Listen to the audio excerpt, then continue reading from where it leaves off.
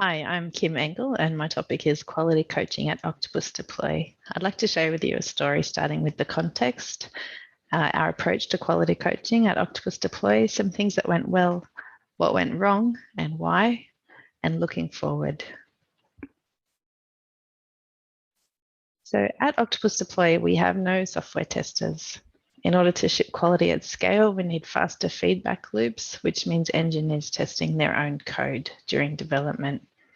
We have no regression test cycles or bug sprints, and we ship builds to production frequently. We have a single product, which we're constantly using ourselves, and most of our users are developers and ops folks like us.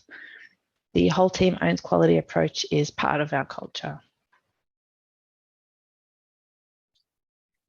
There's three broad groupings of activities that the quality coaches perform. One is when working closely with a team. The second is responding to requests for assistance, such as helping with a test strategy or reviewing test coverage. And the third would be big picture focus, which is things like increasing visibility of the product quality current state and trends, things like build success rates, recommending improvements that would allow engineers to build quality in as easily as possible, such as improving the test framework or improving their ability to simulate customer scenarios locally. Working closely with a team was an aspect that we saw work very well.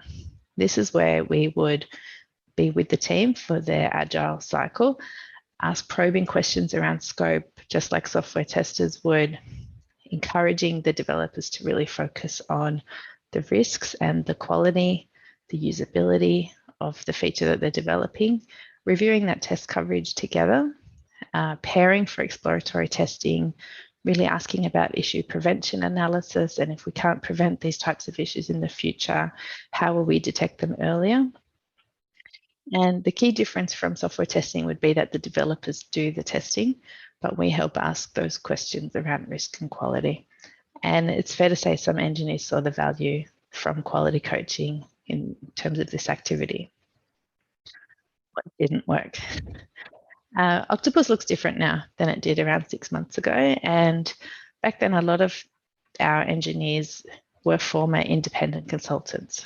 So that means that they were used to roles where they're already responsible for all aspects of quality themselves, from requirements and design to development, testing, security, performance, even demos, training, and providing user support.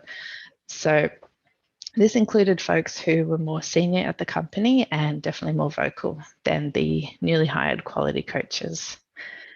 Another thing is that the teams were smaller, and as a company, we lack capacity to address some of the larger quality issues that the quality coaches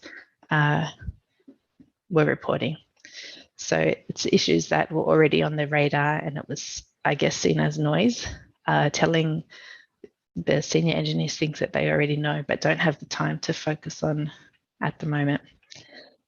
It was definitely some unclear expectations on our part as well as on the team's part, meaning that we had a vague idea of this is what a quality coach will and won't do, and the teams had their own vague but slightly different idea of this is what the quality coaches will and won't do.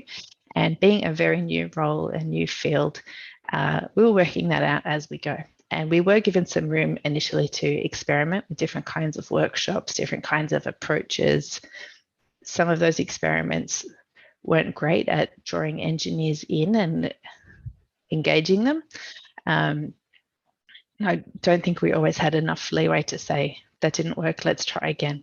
Again, coming back to capacity. These experiments took time and there became sort of limited patience for things that were taking time away from delivery as it was perceived.